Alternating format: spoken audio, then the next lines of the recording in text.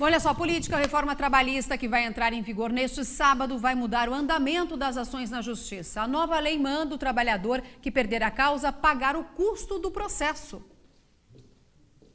Dona Maria tem pedras nos rins e na vesícula. Doente, foi mandada embora e perdeu o convênio médico. Ela entrou na justiça contra a empresa. E era muito humilhada, lavava 8 banheiros por dia, eu sozinha. E a encarregada da me empurrou e me jogou no chão. Danos morais, e eles têm que pagar alguma coisa para mim, né? Com as mudanças, o trabalhador que entrar com um processo vai ter que pagar os custos se perder a ação. Só vai se livrar do gasto quem ganhava menos de R$ 2.200. Não ia ter condições, né? Porque estou desempregado, né? Como é que eu vou pagar, né? O valor que será cobrado equivale a 2% do total da causa. Se o trabalhador entrar com mais de uma queixa, como pagamento de horas extras e adicional de insalubridade, por exemplo, e ganhar apenas uma delas, o dinheiro de uma será usado para pagar o custo da outra.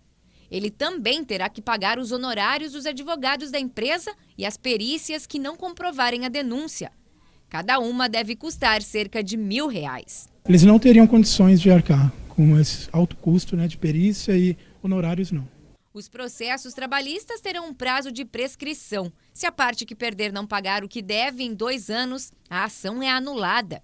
Nem sempre essas empresas têm solvência, têm patrimônio, têm bens, para que se possa usar para pagar esse crédito. A reforma também determina uma multa por má-fé. Isso significa que, se uma das partes, seja o trabalhador ou a empresa, faltar com a verdade ou dificultar o andamento do processo de propósito, ela terá que indenizar a parte prejudicada. O valor vai ficar entre 1% e 15% do total da ação. As mudanças devem deixar mais enxutos, diminuir o número de processos parados nos fóruns e agilizar o andamento das ações. Eu imagino que isso terminará gerando um decréscimo do número de ações, O objetivo é justamente esse, porque o que ocorre hoje é uma supervalorização das ações. Hoje o cidadão entra com qualquer tipo de ação. Isso, além de sobrecarregar a Justiça do Trabalho, eu abro aqui um parêntese, os principais países do mundo não tem Justiça do Trabalho. É quase que um privilégio do Brasil. E uma Justiça do Trabalho que cada vez mais se amplia para poder dar conta da demanda. Então, isso é uma maneira de fazer com que o cidadão pense 2 vezes antes de entrar com uma ação, porque daí vai ter que pagar os custos judiciais e, em alguns casos, até advocatícios. Isso é importante.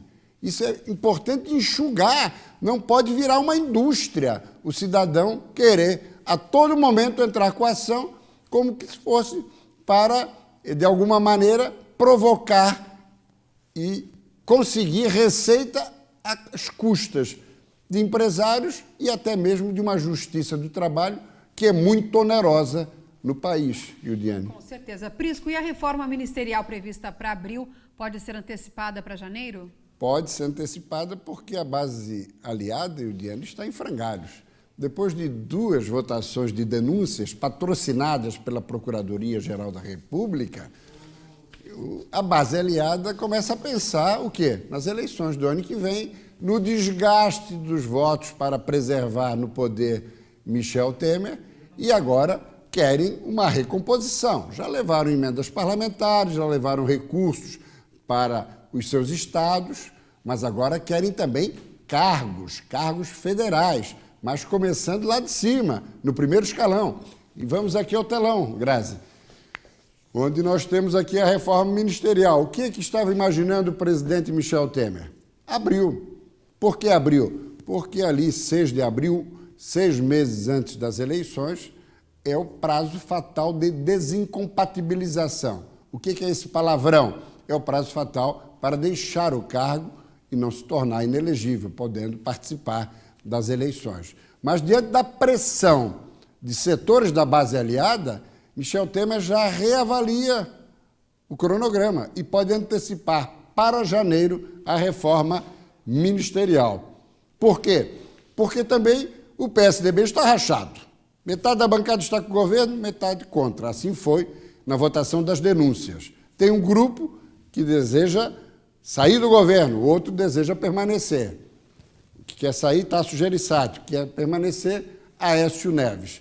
Ora, o Centrão, integrado por pequenos partidos, com destaque para o PP progressista, para o PR, Partido da República, e para o PTB, estão a pressionar o governo para que desaloje do governo os tucanos, a começar pelos 4 ministérios e também, na verticalidade, os demais cargos, para esses partidos ocuparem espaço, se fortalecerem, já pensando nas eleições. É o tradicional toma lá da cá, que continua vigorando no Brasil. Não foi privilégio de Fernando Henrique Cardoso, não foi privilégio dos governos do PT. Infelizmente, essa prática nefasta e o Diane persegue e prossegue no país. Nós temos que dar um basta nisso, mas para isso precisa haver uma grande reforma política para passar esse país a limpo. Com certeza. Ok? Muito obrigada. Até amanhã. Até amanhã.